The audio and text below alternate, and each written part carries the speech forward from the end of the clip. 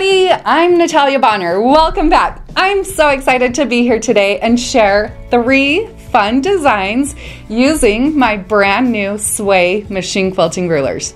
There are a few tools that you need to make sure that you have before you do any ruler work at all. First of all, you're going to need a ruler foot. This is something that you will want to pick up from your machine dealer. I do all of my quilting on a Gamel quilting machine, so I do have the Gamel ruler foot on my machine. Ruler feet are designed to glide right up against the side of machine quilting rulers, so they're a nice, thick, usually about 1/4 of an inch or more thick foot. And the really awesome thing is ruler feet, pretty much everyone I've run into, they are designed so from your needle position to the outside of that ruler foot is 1/4 of an inch. So you will notice the markings on my machine quilting rulers are all designed off of your needle position, which makes it so that sometimes you can eliminate a little bit of marking.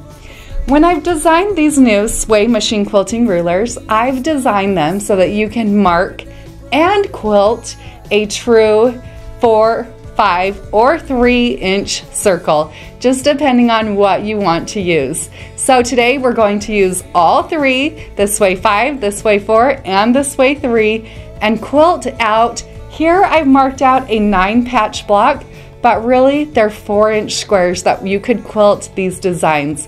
Or you could even use these same designs in 4-inch borders. You'll see the second design would also be awesome in a 2-inch border. So let's hop over to the machine and let's get stitching.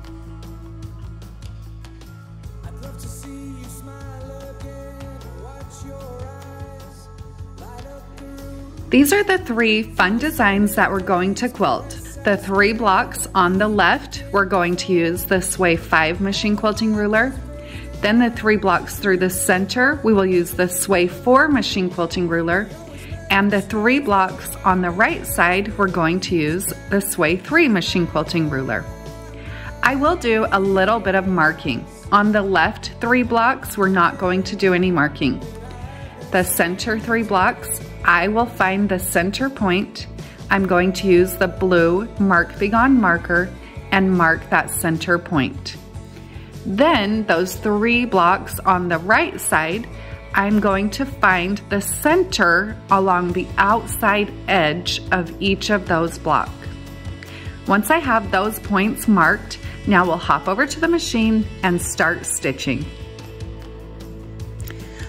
You're viewing this here as if you're standing behind my long arm. I like to start working on the left side of my quilt. So starting in that top left corner, I'm going to use that curve on the Sway 5 machine quilting ruler and stitch my first point-to-point curve from the top corner down to the next corner. From there, then I'll adjust my ruler and stitch across my block to the opposite corner. Then I'll adjust my ruler and use that concave curve to stitch right back to the left side of my block. I'll repeat this process working my way down the quilt, down those 3 blocks. Whenever you're working with machine quilting rulers, make sure that you always hold your ruler so that the ruler is 1/4 of an inch away from where you want your thread to intersect. Once I've stitched all the way down to the bottom, then I'm going to travel up the side all the way back up to the top of those 3 blocks, and I'll finish this section by stitching right back to where I started.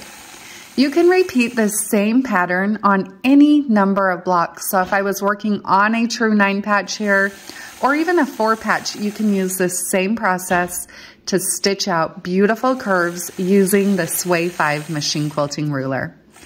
Now here I've just marked out these shapes and I'm quilting in them. But you know I love the look of Stitch in the Ditch. So even though this is just a practice sample, I will stitch along those marked lines where my ditch would be to not only define the space, but if this were a true 9-patch, this is the method, the pattern that I would use to stitch in the ditch all the way around my 9 patch.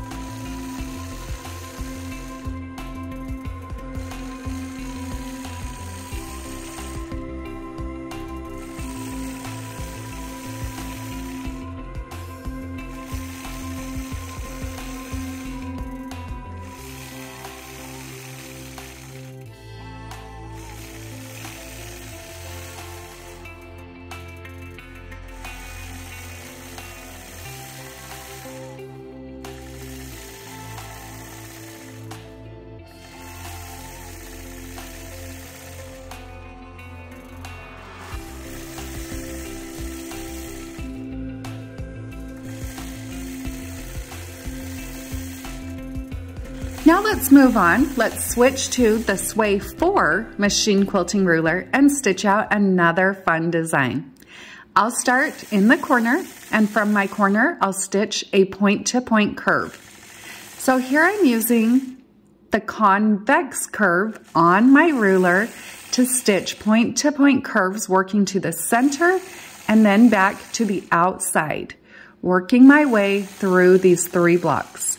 Yes, here I'm only showing you on 3 blocks, but you could repeat this same method on any number of blocks. Once I've stitched all the way up to the top, then I'll adjust my Sway 4 machine quilting ruler.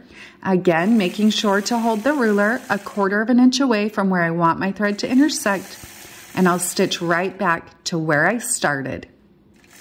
So this design right here would be awesome quilted out in a small border. This is a 4-inch block, so it would be awesome in a 2-inch border or sashing. Now you'll notice as I was stitching down to the bottom, I did not close the design. I wanted to finish that second side, so I'm repeating the same pattern that I used on the first side, using that convex curve to quilt my way all the way up to the top. Then I'm adjusting my Sway 4 machine quilting ruler.